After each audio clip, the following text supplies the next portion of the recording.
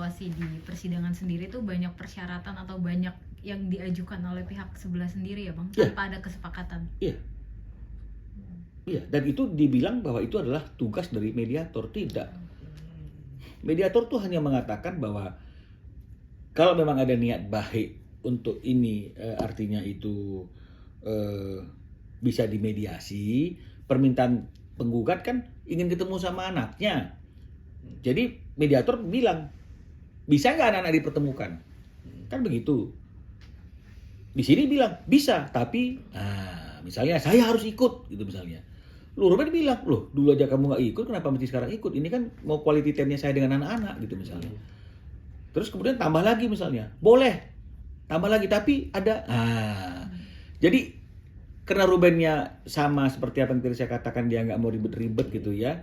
Pada waktu mediasi pertama, bagaimana Pak Ruben kan gitu? Iya, oke, iya, dia iyain aja sama dia. Jadi inilah yang dianggap mereka itu adalah tugas daripada mediator, padahal tidak. Itu adalah keinginan mereka yang kemudian diakomodir oleh mediator karena dia ngotot ingin itu yang dijalankan, dan Ruben nggak mau ribut, diiyain, dianggap itu ya adalah mediator yang memberikan PR-nya gitu loh artinya. Jadi Bang, ini kan terlalu banyaknya permintaan dari pihak sana. Ruben di kondisi yang kita tahu adalah orang yang nggak mau ribet, tadi kan sudah bilang. ya banyak faktanya. Di luar itu pernah gak sih Ruben bilang, Bang udah lah Bang, terserah sama mereka, toh suatu saat anak-anak pasti akan jadi saya. Ada di titik itu Bang sudah. Artinya begini ya, Ruben juga nggak mau artinya itu dia menyerah ya, karena kalau dia misalnya menyerah terus kemudian ya udahlah nggak apa-apa Bang, nanti anak juga udah besar tahu kok, dia nggak mau. Yang dia mau adalah apapun hasil daripada perjuangannya, dia ingin anak-anak itu suatu saat melihat apa yang dia perjuangkan. Karena kalau misalnya kemudian dia menyerah, ini kan bisa menjadi suatu framing informasi yang keliru juga nanti sama anak-anak itu. Kamu ya kan begitu artinya. Nengok papamu akhirnya, karena papamu ini, ayahmu ini. Nah, jadi nggak mau. Jadi artinya Ruben ingin ini perjuangan yang memang akan dia lakukan dengan semaksimal mungkin, yang akan menjadi jejak yang bisa dilihat sebagai satu jejak digital, dan apapun hasilnya kan seperti yang saya katakan, itu tidak mengkhawatirkan Ruben karena itu tidak akan mengeliminasi Ruben sebagai ayah anak-anak itu. Karena kalau misalnya gugatan ini gagal, keadaan kan nggak berubah, artinya anak-anak masih di bawah hak asuh ibunya. Toh sekarang memang ada di sana kok. Tapi kan ini kan bukan bicara mengenai masalah hak asuh saja. Ini yang orang lupa. Di dalamnya ada suatu kondisi yang Ruben mengatakan bahwa anak ini tidak berada dalam lingkungan yang aman. Anak-anak ini kan tumbuh kembangnya kan harus ada dalam lingkungan yang aman untuk tumbuh kembang mentalnya. Bagaimana anak-anak bisa tumbuh kalau sehari-hari di lingkungan itu yang ada jelek-jelekin ayahnya gitu loh. Oh itu dusta loh, gimana dusta? Di ruang publik aja dikata-katain gitu kan begitu ya. Jadi kan patut diduga juga di ruangan tertutup, dan itu sudah disampaikan oleh Ruben. Nah ini kan nggak akan membuat ada tumbuh kembang mental yang baik. Ini kan nggak pernah dibahas. Selalu bahas mengenai masalah pertemuan kan begitu artinya. Nah yang berikutnya adalah tentang dugaan eksploitasi.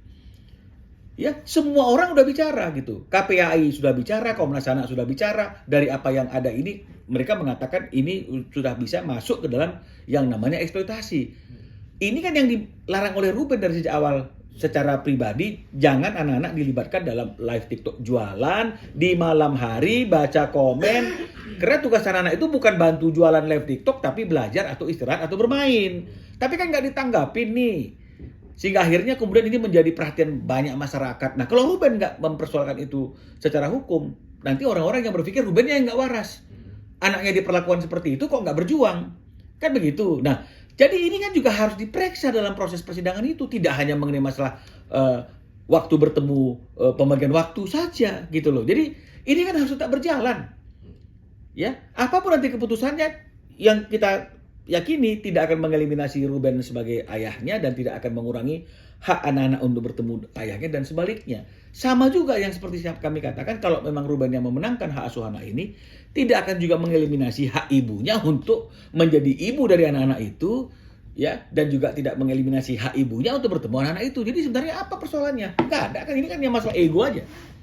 Kalau kita kan bukan masalah ego, tapi bicara tentang bagaimana tumbuh kembang anak ini dengan baik, ya, di lingkungannya, eksploitasinya, penggunaan keuangannya.